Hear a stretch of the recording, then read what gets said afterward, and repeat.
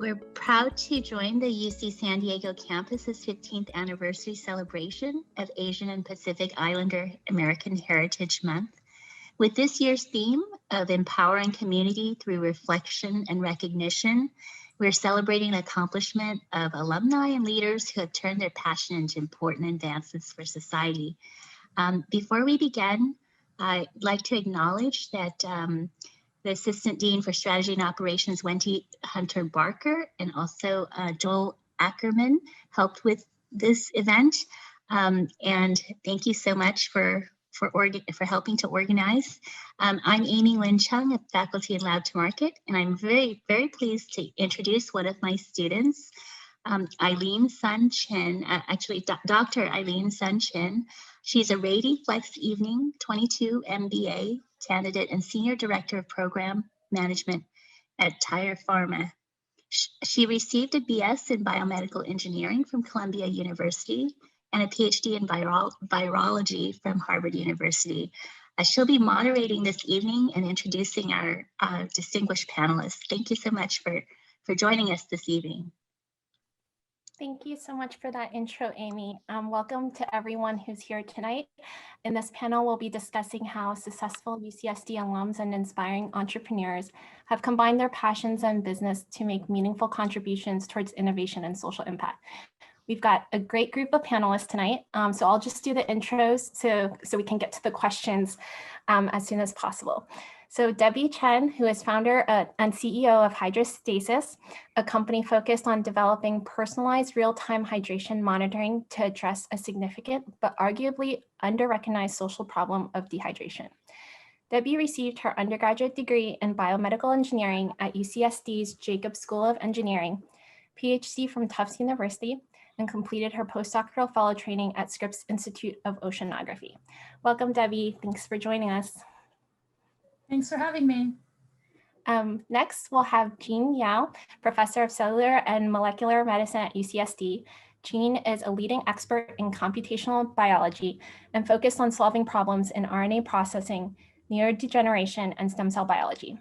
Jean has co-founded several biotech companies stemming from his work coming out of his lab, including Locana Bio, Eclipse Bio Innovations, Proteona, and Trotana. Jean received his bachelor's at University of Urbana-Champaign with dual degrees in chemical engineering and economics, his PhD at MIT postdoctoral training at the Salk, and MBA from Rady in 2008. Hi, Jean. Thanks for being on our panel. Good to be here. Great. And last but not least, we've got Liz Barhydt, CFO of Directive, a software performance marketing agency for SaaS clients, and founder of She Speaks Numbers, an organization that aims to empower rising female finance and accounting leaders by using the power of storytelling to communicate financials. She Speaks Numbers aims to help rising leaders develop confidence and effective communication and storytelling skills that take them from a number cruncher to a valued strategic partner. Liz received her bachelor's degree in finance and a master's degree in accounting at Wake Forest. Hi, Liz. Thanks so much for being on our panelists. The structure for today's panel will be about 45 minutes of panel discussion where we will cover the three key pillars of passion, business, and social impact. And then we'll leave quite a bit of time at the end for Q&A for the audience. Let's kick it off with the first pillar on passion.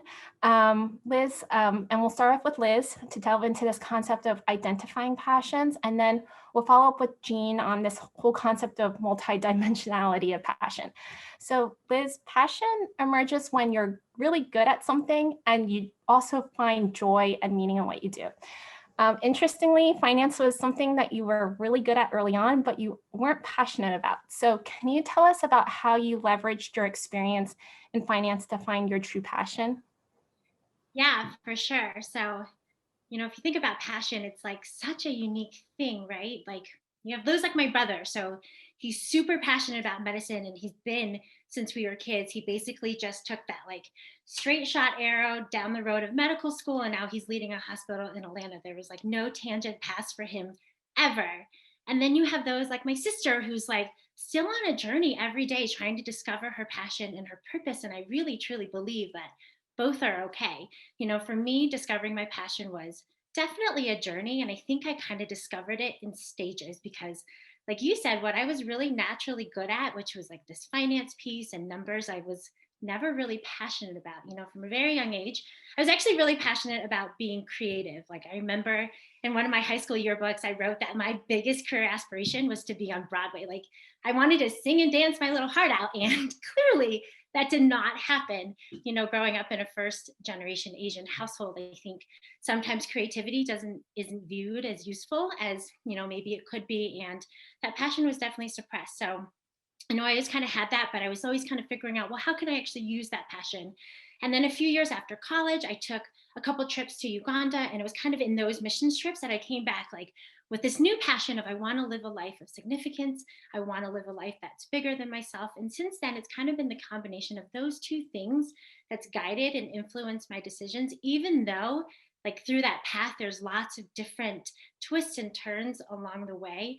And now I feel like now that I've discovered, I'm really at this intersection of creativity and making a difference, I can use this expertise of finance, which I was never really passionate about, but then apply that to pursuing this passion of helping others embrace their creativity.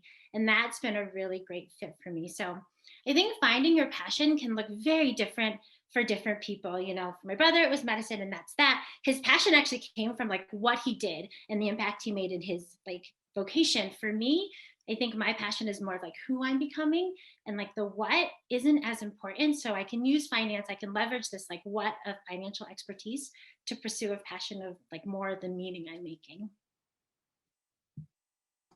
Thank you so much for that. That actually segues really well into the next question that I have for Jean, which is that passions tend to build and layer upon themselves and spread because of this driving curiosity.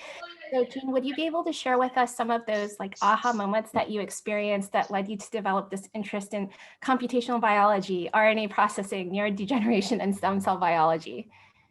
Yeah, I mean, it's really somewhat random. It's not, there was no prescribed path, right? I think as I've always been very passionate about science from a very early age, and just sort of kept nurturing it, right? And so super geeky in high school, and remained pretty geeky all the way to now, right? So I just I love the ability to uncover new findings, right, in areas in which one would have not thought there could be gems to be found.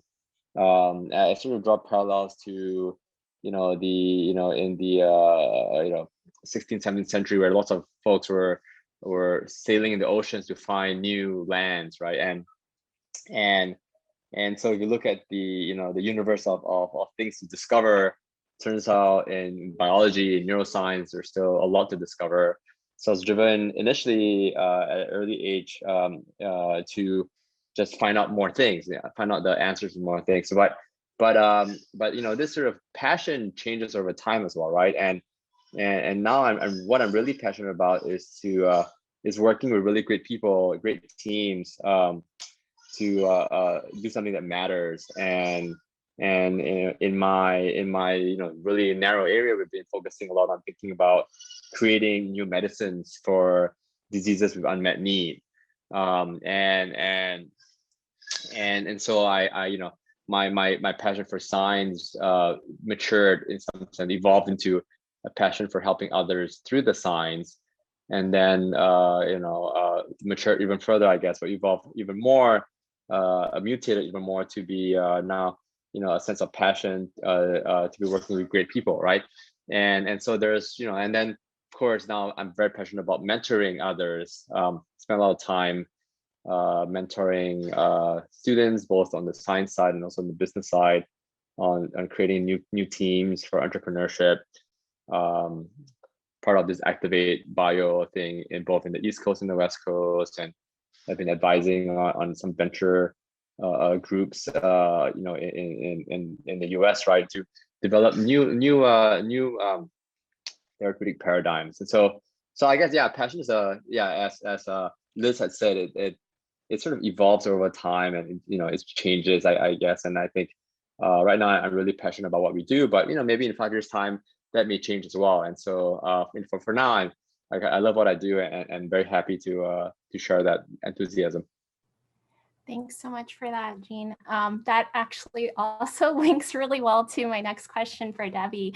So passion can actually emerge from a series of different experiences, as Liz and Jean just discussed. And for you, when you were visiting our Lab to Market class, you shared your story about your true passion in the work you do right now at Hydrostasis, and that how you strung together all of these different experiences that ultimately led to a passion on hydration, health, and performance. So could you share your story about how you strung these different experiences together to, uncover your unique and true passion? Yeah, people always talk about, the career ladder and, like Liz's brother, that, he knew exactly what he wanted to do. And for me, my story is like, I just didn't really know what I wanted to do. And so I always called my career sort of like a spaghetti, and career spaghetti instead of a ladder that I'm climbing, right?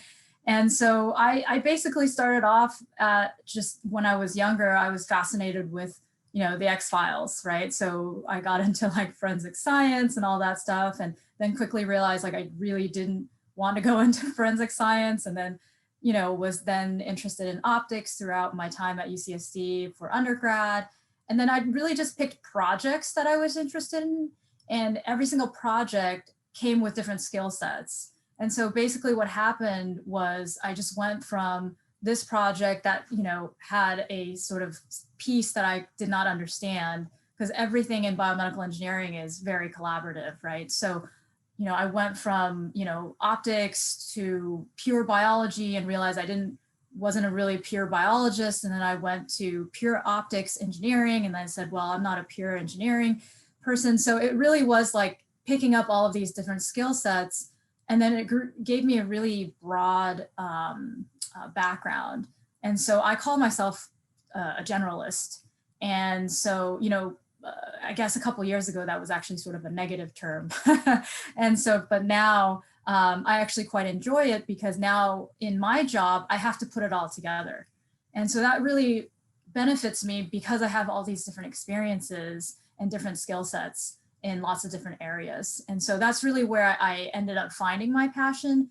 And to be honest, I didn't really know what that was until like I felt it, right? It's sort of like a movement of the soul. If you have this really great day, you wonder why that day was so powerful. And to me, it just feels like you're powerful. And I'm not exactly quite sure, how to pinpoint that, but that's what a good day to me feels like, is that, I went out and did this thing, and it might be this tiny little to-do task, but it really felt like this is what I was supposed to be doing. And then you could be joyful in the rest of your life, right? So that's where I felt the most passionate and the most powerful. That's great. I love that comment that you made about feeling powerful when you feel that feeling of passion. I view kind of passion as like a fuel for business, right? It allows you to kind of channel, like using that passion, when you channel it through a business, you can really solve really big, social problems. And so the next section, I'd like to kind of transition the discussion from the passion to the business part, and focus on two elements of the business. So businesses are there to fix problems, right? And then the second part is kind of gaining the business know-how. So, we have a lot of people in the audience at Rady. And so kind of how do we pick up these skills to, appropriately channel it to make sure we make maximal impact. So first question is for Liz. How did you choose your problem to fix, and how did you also choose the problem not to focus on? Because it's always a decision of trade-offs. Yeah, for sure. Definitely. I think, what you said is so true. Like businesses truly exist, and, we exist at the intersection of where our passions are, but really where there's actually a need, right? So like I'm in a super small niche. Like I help this super small demographic of finance leaders. And then I made that even smaller by saying, I really want to help these female finance leaders and I want to help them rise. But I actually didn't really start here. When I first started my business, I was really trying to figure out, where I fit. And so I tried solving the most well-known problems that kind of everybody else was solving. And it wasn't 100% aligned with my passion. And it really didn't work out so well. Like I didn't enjoy it that much. I really struggled to truly differentiate myself because it just wasn't aligned with what I knew my unique strengths was. So I did have to pivot, and I really needed to really identify what was a problem that needed solving, but that I also really cared about and I cared deeply about. So I spent a lot of time actually like identifying who it was that I really wanted to help, who it was that I wanted to get up every day and serve, and just, understanding what their biggest challenges were so that I could figure out where I could meet them. I had lots of really great conversations. I had lots of not so great conversations, but, just really kind of taking that step back to really figure out where I could best serve who I wanted to serve was really helpful for me to figure out this like super small niche I am. My tendency, like my nature, is I jump first and then I like think through it after, and I just kind of go. And, I really needed to like take those steps back to really move me forward. But it took a little bit of figuring out and navigating. And sometimes you kind of have to like jump in and figure out where you fit best in the market. Absolutely. I totally get that. We experience a lot of that in our lab to market class. The other question that I want to focus on is, in addition to like the question about what problem to focus on, is like, gaining the skill sets that you need to be able to, channel this passion into social impact. So I have two questions here, one for Jean. So Jean, in your bio, I know I spoke about it really quickly, but you did get your MBA in parallel to your postdoc. So I was curious on why did you decide to get your MBA during the postdoc, and how have you leveraged your experience from Rady to translate those discoveries into, developing these therapeutics for unmet medical need? Yeah, so I was at the Salk Institute, right? And it was really good timing because as I was doing my postdoctoral fellowship, Rady started, was created around the same time. It was getting up and going, and I've always really wanted to create products and medicines, right?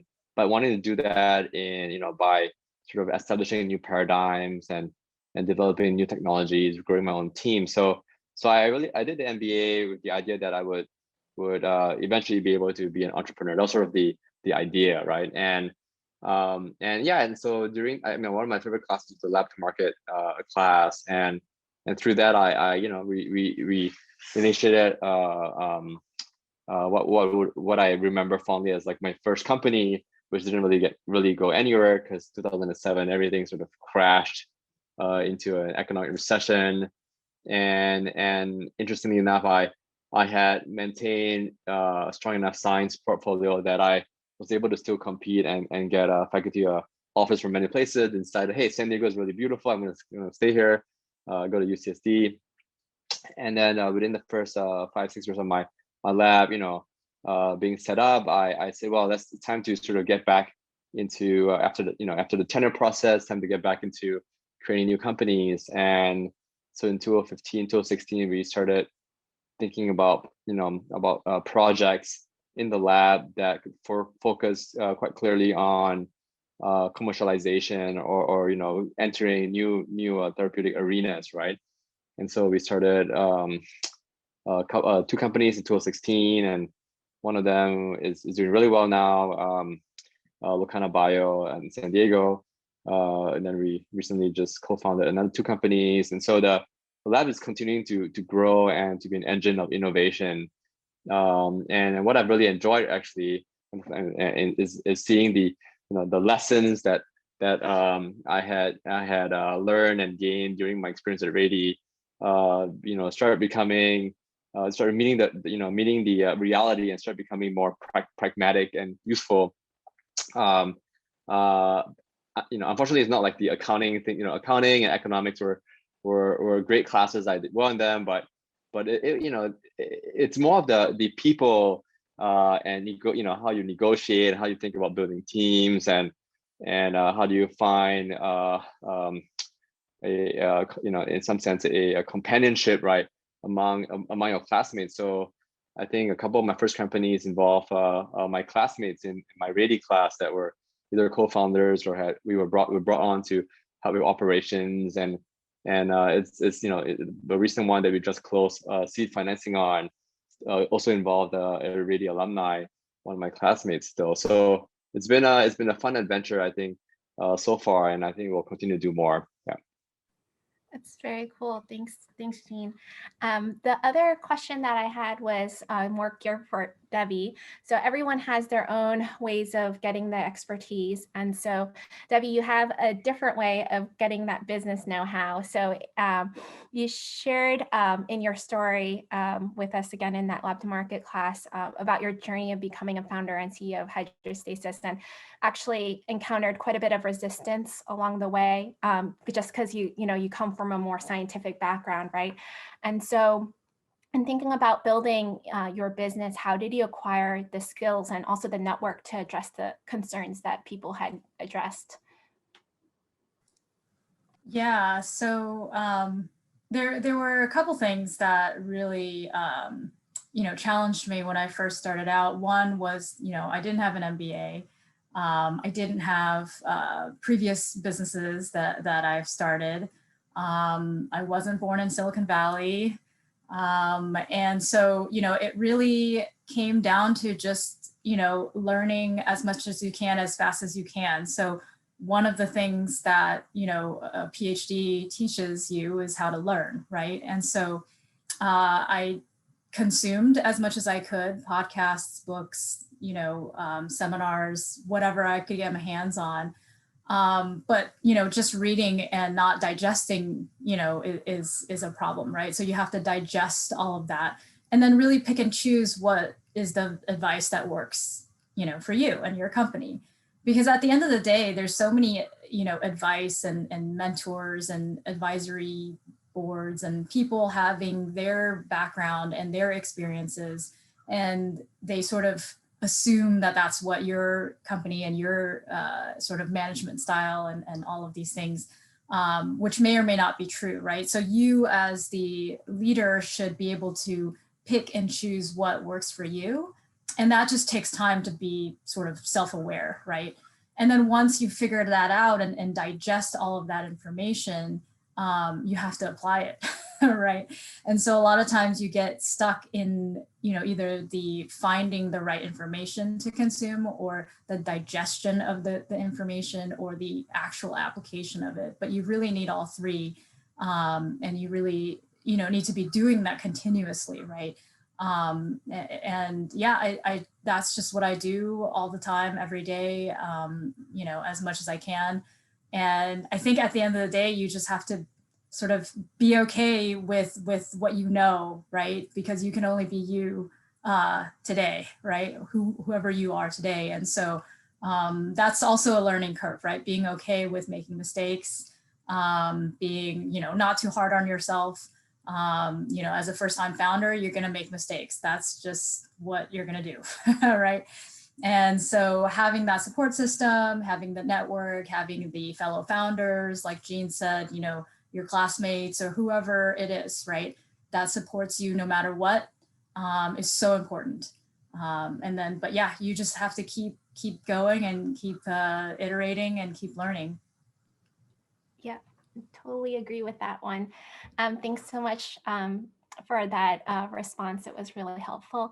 And so I want to try to get the discussion moving along. So far we've covered the passion, the business, and now social impact. So we'll have 2 questions here, and then these 2 questions will be addressed to all of the panelists. And then after that, we'll open it up for the audience to ask their questions. So with regards to the social impact, there's 2 kind of buckets of questions. One is more of a vision question, and the second is more of a community question. So on the first question on vision, was curious to hear from you guys what your vision of the future is on how you want to transform your passion and business acumen into a meaningful social impact, and what actions are you most excited about now that are going to take you there. So you guys can go in any order. Feel free to chime in. I'll open up the floor to either Liz, Debbie, or Jean. I'm happy to go. I would be very happy and gratified if some of our innovations lead to medicines to cure a couple of diseases. We're very interested in neurodegeneration, and our new company is focused on oncology, right? And so if we can even really provide a new therapeutic to some of these conditions where there's been no cure since, right? That'd be amazing. And so I've sort of dedicated the next, whatever decades, right, to ensuring that my companies have enough resources, talent, both capital and human, and a shared vision with investors, both private and public, right, to get medicines to people. That would be great. I mean, that's something I really care about, right? And so that's one. And then number two, to be able to do all that, but in an affordable manner, right? So drugs are really expensive. Can we progress and tackle enhancements in manufacturing and process engineering to reduce the costs, right? So for example, like even in this COVID pandemic, right, the RNA vaccines from Moderna, so in areas are all very, very close to my heart because I work on RNA biology, right, are still relatively expensive per individual per dose, right? And so it's great if the US and countries are developed can afford it, but what's going to be a problem is that we're all very connected, and you'll see some countries without the resources to buy these vaccines may end up seeing new variants of this viral pandemic that become immune to these current vaccines fast. And so it doesn't help the world if we just help ourselves because we can afford it, when neighboring countries cannot. And so I think thinking about how to get medicines affordable requires a whole new look on thinking about the business of science, right? And business of creating drugs, right? And I think that there's a big need for folks with a business degree in taking a fresh look at how do you structure both on the science side but also on the process side and logistics side, how do you structure affordable medicine? So that would be another area I'm very interested in. Hope I get to it sometime, but yeah, that'd be great. Great, that's really inspiring, Jean. Anyone want to take a crack at the answering the question? I guess Debbie or Liz. Yeah, I can go. Jean's vision is like so big, and I always feel like mine is so much smaller because I focus on these smaller impacts and hoping to do like a more ripple effect of the social impact. A lot of the times when I talk to just young professionals, especially female professionals, especially Asian professionals, like I hear the same story a lot of like there's just no one that they feel like they could aspire to. There are not a lot of role models that they can look to and say, oh, that's like a great career path for me, or I could do that, or I should do that. Like there is just not a lot of exposure to this demographic, especially in this like finance field. So a lot of my vision really comes to, hopefully create a movement where, just we rise, and the more we see others rising, the more we rise. Like the whole like rising tide lifts all ships type of movement is kind of where I feel like I can start with these like really small circles that hopefully create some sort of ripple, and allowing the terms of glass ceilings or the terms of bamboo ceilings to be something that we don't hear anymore because it just is not relevant. Like that would be amazing. And I really think some of the things that really excite me is I do think so much of it just starts with confidence and really helping instill some of those pieces of confidence. Just like Debbie said, like you can only be you, and you have to be comfortable with being you, and really trying to instill that when you're younger, as opposed to like trying to do what people are telling you to do, and really allowing younger professionals to kind of own that, as well as collaborating, community, like lifting each other up. Like some of that piece is kind of where my impact goes. Yeah. Great, thanks, Liz. Yeah, so I kind of have a large vision like Jean, and also a smaller vision like Liz. So I'm sort of, I love this transition. So my bigger vision is really to be able to unlock this hydration monitoring question, right? It does not exist currently. You have all kinds of wearables, all kinds of monitoring systems. There's just not a good way to monitor hydration currently. So my biggest vision is to be able to create a wearable platform that can basically tell you preventatively before you are either dehydrated or entering fluid overload, right? So for a lot of these chronic conditions like heart failure and kidney disease, patients are at risk of fluid overload. And then of course you have diabetic patients and, you know, just in general wellness, people are dehydrated. And so, you know, there's just such a plethora of applications for being well hydrated. It's like water is life, and it's such a basic component of wellness. And I'm just, you know, wondering why it hasn't been solved, right? So that's my big vision. And on the smaller side is really the same thing as Liz, right? I don't see a lot of me, you know, in what I do, right? And then, you know, there's the female, you know, founder groups, right? And then there's the people of color groups. And it's like, you cut these like slices out, and then, you know, and then there's all these different groups that you can go into, right? And then I'm also a mom of small children. That's also sort of like a, you know, a tag against you somehow. And I just want to be out there. I want to show that it's possible. I want to show people that you can be a good mom and be a good female founder, and have a successful business, you know, and be happy, right? And so, and have good mental health and be able to build a company where, you know, it's not all about profit, and that you care about your employees, right? And so, yeah, these are lofty goals, but, you know, we're obviously starting off small and really caring about our team, really understanding our investors. All of this relationship building is super important. And yeah, building great partnerships and then really giving back. I'm still very early on in my entrepreneurial journey, but, you know, I've been mentoring all along and speaking as much as I can, because a lot of times when you're just starting off, a lot of the mentors are, you know, 30 years removed from their initial experiences, right? And so, you know, yes, their experiences are very valuable. However, it's not that same feeling, right? Like I'm in the trenches. I'm literally 6 months to a year ahead of some of these, you know, mentees that I have, and I'm learning as much from them as they are from me. And I think that's so valuable, you know, if you're just 1 or 2 steps ahead of them, and just basically being peers and learning from each other. So that's how I'm trying to give back. And I think, yeah, you know, rising tide, right? So, you know, building the bigger vision, but also being here in the present and you know, being part of that community. That really ties really well into my last question.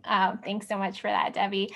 And that has to do with the social impact and community aspect. So passion is something that we've talked about as something that's, you know, we find within, and something that we might think as self-sustaining, but it really also takes a strong community to also sustain that passion, to take it to greater levels. And so social impact really comes through businesses that takes teams and communities, right? And so as leaders within your organization, what has been your approach to building a community and a culture that not only sustains, but also elevates that passion so that you guys can tackle those most challenging problems? What are the types of things that you try to do to foster that, you know, that passion?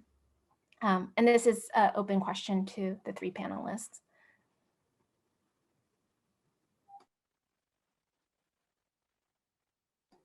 Well, I guess I can go. So, yeah. So how do you foster passion? So I work, you know, most of my time is spent in the academic realm, right? Where I'm not sure if you guys know, but you know, we're not, you know, I would say we're easily not motivated by a salary or bonuses, because that's rare in the academic field. maybe for MBA, for the business school faculty, but not for School of Medicine, right? So how do we align people to follow your vision? I think where I see we do this best is when there's already alignment in values of the individuals that we work with, in that they seek to do more in their lives than to help themselves in some sense or get a job, right? Where the things we kind of do, we we're kind of happy to be paid to do it, but it's almost like a long-term hobby, right? So first we find people with the same values, and then we point them to a problem that we all want to solve.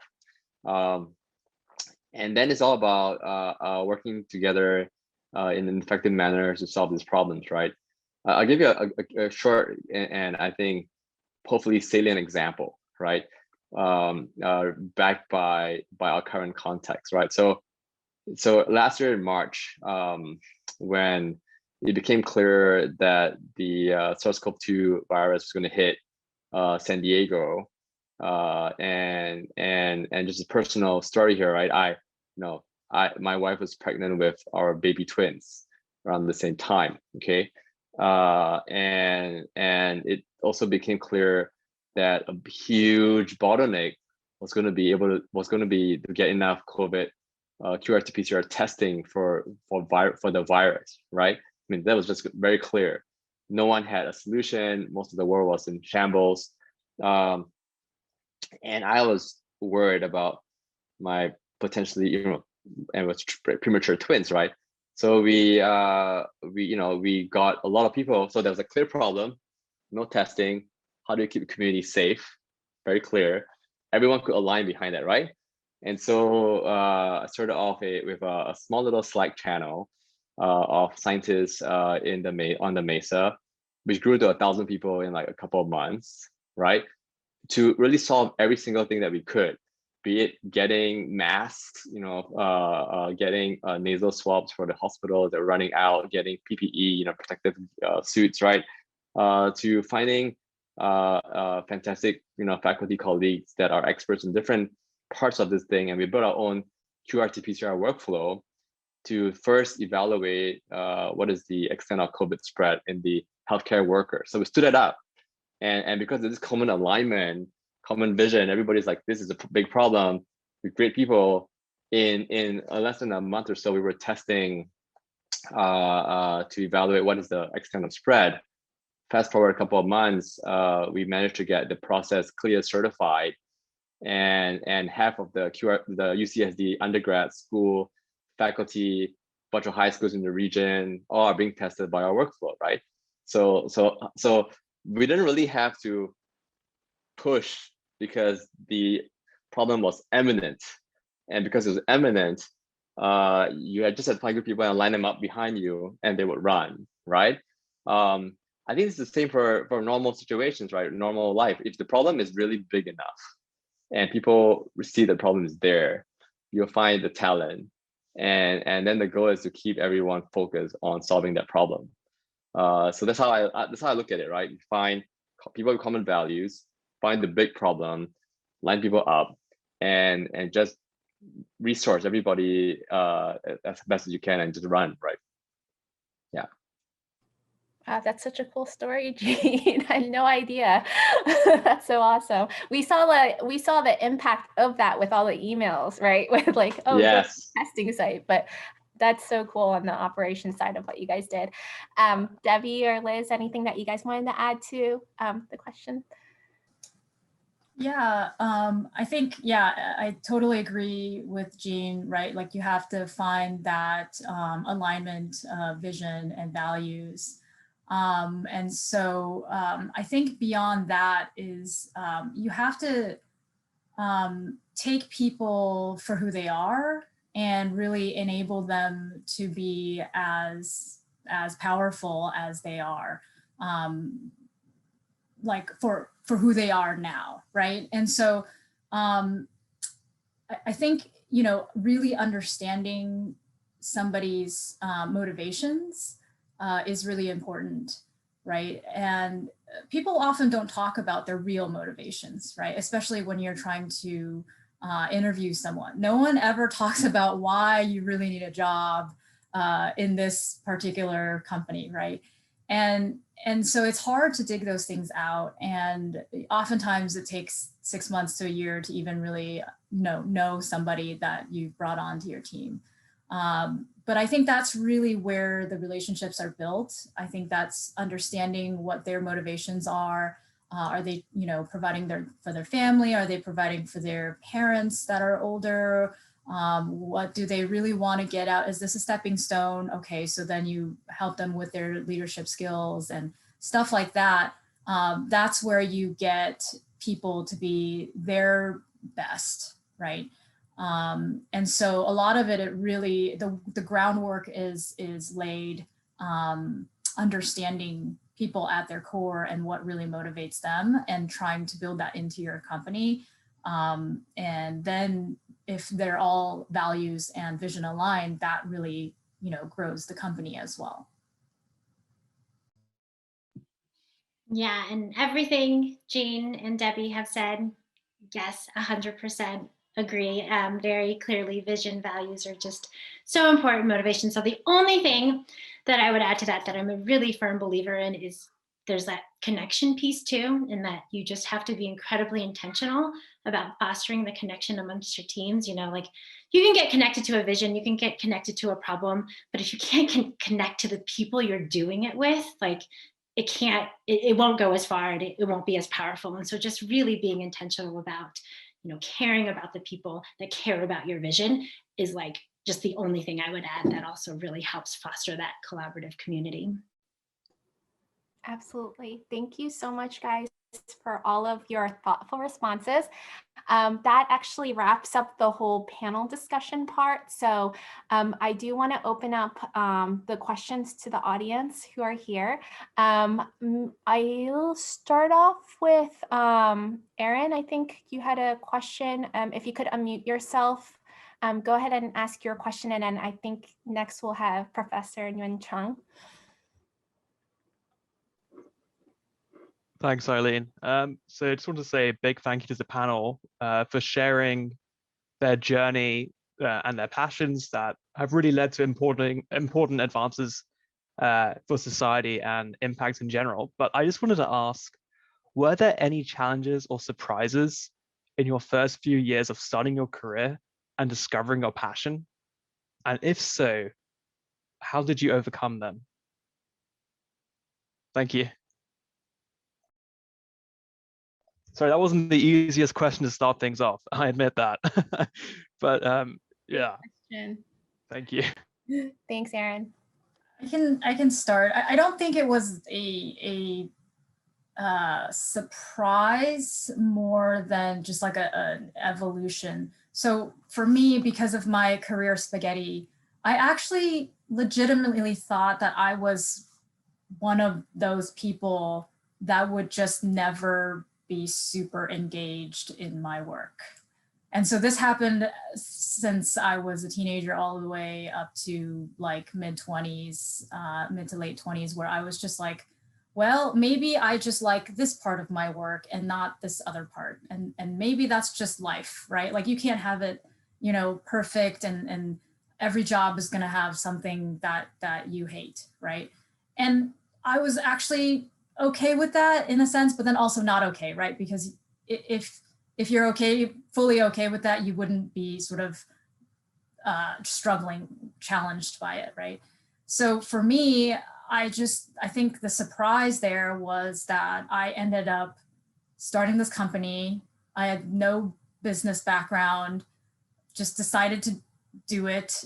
Like people ask me, oh, wow, you were so brave, but it wasn't like a brave thing to me. It was just like I was never satisfied, and I thought maybe that was just my personality until I got to this place where I started this company and really felt, my most powerful, right?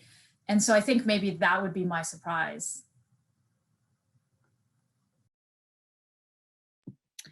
Yeah, I can go because I just made this like revelation the other day where I was like, I have this like crazy desire to be an entrepreneur. Like I love entrepreneurship. I love the mindset. I love the passion. I love the drive, but I also am like kind of risk adverse. Like I've been raised with this like achievement success, like, which keeps you a little bit like scared of failure, right? Like you kind of like don't do things unless you're like, oh yeah, I'm going to go crush that. And so I think that was probably one of my biggest challenges, was just how much you fail, how much you learn, and how much you have to like be okay with that and not let it actually devalue your sense of abilities or capabilities, and just know that that's like part of the process. Because that was like really difficult, especially for me, you know, having a career, very corporate and very like steady progression in terms of like, at least on like the normal corporate path, and then going out and pursuing this entrepreneurship where it's like, nothing really works out the way you plan, and you know, like you never really know if you're doing a good job. No one's there to pat you on the back to be like, good job, you know, here's your promotion. It's like this like feeling of, okay, I'm just learning, and every day you're learning. And I think that is definitely still something I'm like trying to work through and be like, you know, it's not because I'm not good enough, it's like part of the process, and embracing that process. Yeah, that's a hard question, Erin. Yeah, I'm not sure. I think as scientists we fail most of the time. So when you ask what's your what's the challenge? I mean, you know, it's a struggle, right? Like I think half the time we test hypotheses that turn out to be incorrect, and most of the time we try to raise money, and it's difficult. And so I think, you know, it's not like one big challenge. I think it's just many like, you know, almost like death by 1,000 cuts, right? It's all these little challenges along the way. So maybe I can tell you how I, you know, overcome them, but I think what would be helpful to understand is that it, you know, we all have a different way of measuring not necessarily risk and reward, but maybe reward and failures. I think to be a successful entrepreneur, your one tiny success must count the same as 1,000 failures, right? And which is completely irrational, because most people not do that. Why would you write, you know, 10 grants knowing that only one will get in, for example? Why would you try 1,000 ways to do something, only one will make it into a medicine? Like, it's just, why would you do that? It's like the dumbest thing to do. It's so irrational. But yeah, but exactly. But if you really believe in it, and you know, you have this odd, I don't know, maybe a genetic flaw where your economics work out such that your rewards count for all the failures in the past, then I think you are well put to be an entrepreneur. Otherwise, it's a tough gig, right? I mean, I would say, Debbie and Liz, you would agree, right? like it's not a rational choice to, you know, I think. Yeah. Thanks so much for that. Next, we'll take a question from Professor Nguyen Chung and then Heidi. Hello. I just see that Heidi actually has a similar question to mine, but maybe it's slightly different. So Liz, you touched upon the bamboo ceiling, and Dr. Margaret Chen wrote last year a book that revealed that a lot of Asians get stuck on their way up the corporate ladder. Do you feel that by charting your own path that you have broken through the bamboo ceiling, or how have what lessons from either your racial, cultural, or gender identity, so forth, have helped influence your ability to face that? Yeah, no, I don't think I've broken through. I think, yeah, Debbie said it so well earlier with like, you don't ever really break through, right? Like, continue to push forward. But yeah, the thing that I did really learn, that I did have to like almost like fight a lot of the things that I was taught as a kid, where, you know, the nail that sticks out gets the hammer, like these things around like that were taught for us to like help us survive. Like we really we're meant to survive, but they don't necessarily help us thrive, right? Like you're kind of intentionally having to fight against that and helping, others really see the value in differences and rocking the boat a little bit, and so I definitely don't think I've broken through by any means, but I do think like this intentionality of, just continuing to push forward and conditioning to like be confident in where I'm going and knowing that, I think Debbie's been like preaching this message, which I so believe in, like just being confident in who you are and allowing like who you are to speak for itself is just a big piece of that. And then I will say, a lot of even being able to be in the corporate world and climate is so relational too. I think it's never, I was always also taught like, if you work hard, you keep your head down, people will recognize your hard work and they'll reward you for it. And it's maybe true some of the times, but not. And you just kind of have to be super intentional about the relationship building, the connections you're making, those that you can have advocate for you and we advocate for each other is kind of how we can, tackle that. And I was actually hoping to hear from all the panelists on that, if you are able to shed some insight. Yeah, I'll follow just because Liz referred to my analogy. So just to elaborate, in my head, it's not a ceiling where you break through and then you're free, right? Like it's not like that. And hopefully I'm not dating myself too much, but if anybody remembers the Mario game where there's like, you kind of jump on, you climb these ladders and then you jump to the next level. And then there's like Donkey Kong throwing a barrel at you and then you jump over that and then there's something else. And then you just keep going up those levels and then you have to find the openings. I forget what that game is called, but that's in my head, the game that we're playing, because there's levels with ceilings, but there's openings and you have to travel across the screen to get to that ladder, get up that ladder. And then there's some crazy thing that's, trying to eat you. And then you have to jump over that and then you go across to the other side, right? And then you go on that ladder. And so that's how I feel like this game is played. And so it's really not a thing that you break and then you get some sort of award, right? And so with every level, there's a different challenge.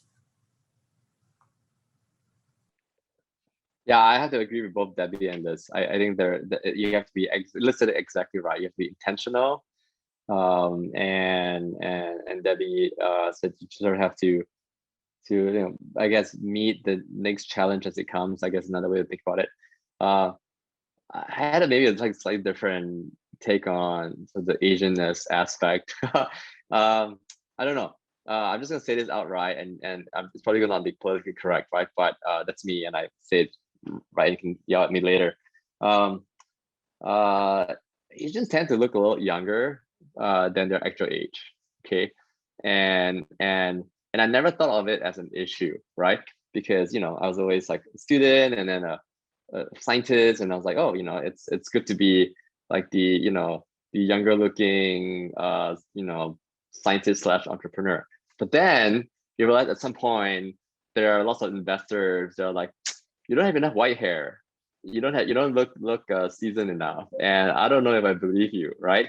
So that's maybe a different take on things. And it's funny because it's true, right? Because for the most part, when we've done pitches to venture groups, particularly in the life sciences industry, like 90% of the folks I meet are older, white Caucasian dudes, right? And it's interesting. I had people come up to me and go, "What? My sister thought you were 15 years old. How can he be founding a biotech startup that just raised blah blah blah, right? Million?" And it's weird, right? The other way around. So never had thought that looking younger would be a slight disadvantage, but it became an interesting one that was there. I just thought I'd bring it up since we're in this sort of context, right? Yeah, and along the same lines, if you're a female, it kind of is even worse, right? Even worse, yes. And then so you're younger, you're female, you're expected to be respectful and demure, and at the same time there's this double expectation that you're a founder and CEO, so you should be out there kicking ass as well as being respectful and demure. And so part of it is like, well, how are we supposed to act? Like, what are your expectations? And then that's, I think, when people get tripped up, is like, you have these sort of family expectations, you have your sort of societal expectations, then you have these startup venture capital expectations, and then you have no idea what your self expectations are, right? And so that's why, you know, it's so important to figure out what it is like that you are trying to do for yourself. What is success to you, right? And that could be very different. And sometimes you have to disappoint people, right? You have to disappoint your parents sometimes, right? And that's really difficult for Asians. And so, you know, and you have to disappoint, you know, some of the expectations in the startup world as well. And so, yeah, for me, like, I am respectful, and I don't like to get into shouting matches with people, right? Perhaps that's a lot of times what's expected in the startup world. I don't know, but that's just not how I work, right? So to be able to be confident in however it is that you present yourself, and to find those people and that support you in your community is again so important.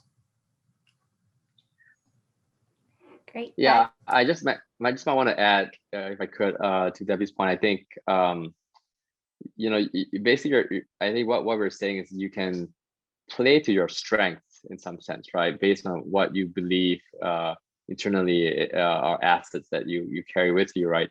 And I think of it a little bit as a game, right? Because you know, if people have expectations, preset expectations, but you know what they could be, you can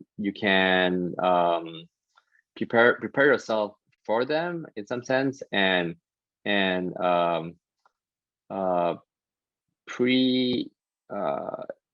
precede interactions that may come up, you know, that are potentially negative, right? And forecast them, and turn them to your advantage, you know.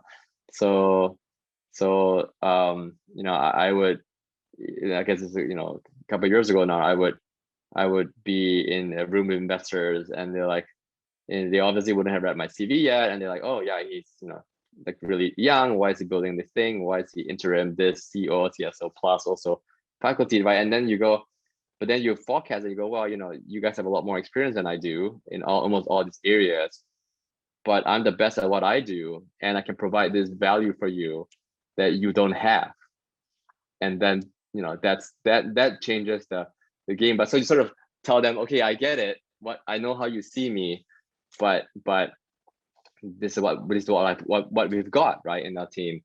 And I think that goes a long way, and sort of you know, leverage your own assets in some sense, right? Knowing that, you know, that what the, like, if you know how the landscape will be viewed, that is, you know, to your advantage in some sense.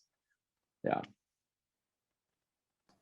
Great discussion we have going on here. It actually dovetails really well into Heidi's question. I think it builds on Professor Nguyen Cheng's question. So Heidi, did you want to ask your question? Yeah, no, I think Debbie actually covered part of my question really well, but I mean, I think this is definitely a stereotype, but kind of for a reason. It's pretty known within the Asian American community and culture that the family pressure is really strong to be more risk adverse, like Liz was talking about, where it's, you know, kind of keep your head down and work your way up the corporate ladder. And that's all really great. And I see head nodding, so maybe I'm not just projecting my own family, but I feel like, you know, my family is really supportive when other people succeed, but like, I should definitely just keep doing what I'm doing, right? And so I was just wondering if anybody else had any additional insights into, you know, any thoughts for you know, the Rady students, where we promote a huge entrepreneurial spirit, but can yeah, maybe speak a little bit to the family side, because I think there's a lot of great insight into, oh, you know, be strong and be yourself and all that. But like, then you talk to your parents on the phone every few days, and like, it's really hard to be strong every time, you know, and they will tell you exactly what they think about your ventures and your endeavors. So wanted to see if anybody had any thoughts that they wanted to share on that. Yeah, 100% Heidi. I mean, my mom still wants me to get a government job, like, 30 years later, and I should be working for the government because it's so stable, right? Yeah, but I think that all comes down to like you so passionately believing in what you're doing that kind of trumps what other people will say. And then finding those that do support you, because it is hard to like continually get the negativity and like the concerns and the what if and like the risk. It is hard to continually hear that. So that is part of like you just knowing like what you're doing is truly what you should be doing and what you're almost called to do. But then finding those that do support you, because you need that, right? Like we need people that are encouraging. We need these supporters. We need people that'll come alongside us and cheer us on. And so you almost have to like go and find that. If it's not with your family, it's with other entrepreneurs, it's with like your friends, whatever it is. But, and then feeling super confident. And I had the worst boss ever, so I hate that I'm quoting him. But I remember he used to always say like, I use my haters as fuel, and like they just drive me to like prove them wrong. And there is a little bit of this like, because you are so confident and you so passionately believe in what you're doing, using the negativity to fuel your like confidence to kind of, keep doing it because you know that it's what you're meant to do. I'm gonna add on that. My parents did not want me to start a business, only because they knew it was very, a difficult path.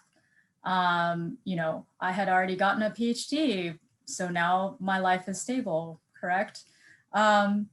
And it wasn't until they realized that, I was happy doing what I'm doing, and, that I can still be a good mom, right? Because their objections early on was, you're going to be too busy. You're not going to be at home. You won't be able to cook for your kids or, spend any time with them, because that's very important to them. And of course it is to me too, right? Or I wouldn't be a good enough wife, right? And so it's there's a lot of family pressures for sure, but I think in the recent years they've really come around. They wear my company t-shirts all day, which is kind of embarrassing, but they love and support me 100%, and that's, I think, because they see that I'm happy, and I think Asian parents just want their kids to be happy, and healthy, right? So if you work too hard, stress out all the time, they don't think that's the right path for you, right? That's why they want a stable job, because it's less stress, and so, if you can get to that point, which is better for you, better for your business, better for your team, of good mental and physical health, your parents will be happy for you. Let's see. I gotta say, I am having kids relatively late in my life, and now that they're crawling around, I am becoming my dad, right? It's sort of like you look at them, all the things you didn't like about how your parents, had expectations, and all the things that you were not really happy with. And now I'm looking at my kids and like, oh yeah, I want them to do this and that, and I expect this and that at even like 13 months of age. So I'm not gonna be the first to cast a stone, I think, here. But at least I think I'm much more aware of the pitfalls of trying to build this scaffolding for what their lives should be and all that. And I think it's yeah, if one of them wants to be an astronaut, that would be great, right? I mean, no, I'm just kidding. But it's, yeah, I think that because parents, especially Asian families, right, they care so much, as what Debbie said, for their kids. A lot of their expectations are really to make sure that we don't tumble into down the rabbit hole, and they're just trying to provide that sort of the helicopter mentorship, right? And so that's fine. I think I get that, and I'm not going to be too negative on them at this point, from especially since I have kids and I'm kind of doing the same thing. So yeah. Great. Thanks so much for all of the questions from the audience. We'll take one last one from Amy, and then I think we have some closing remarks from Dean Ordonez. So Amy, did you want to ask your question? Sure. So I'm not sure if this was covered, but since, you all mentioned how community was so important to your success, like how did you find your community or mentors who helped to get you to where you are?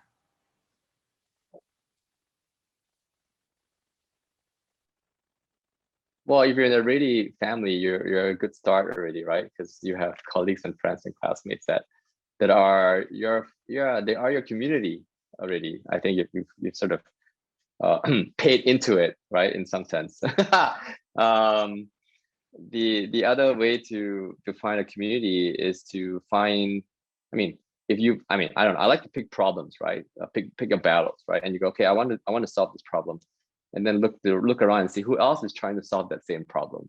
That's again by default another community, and I think that's another way to go.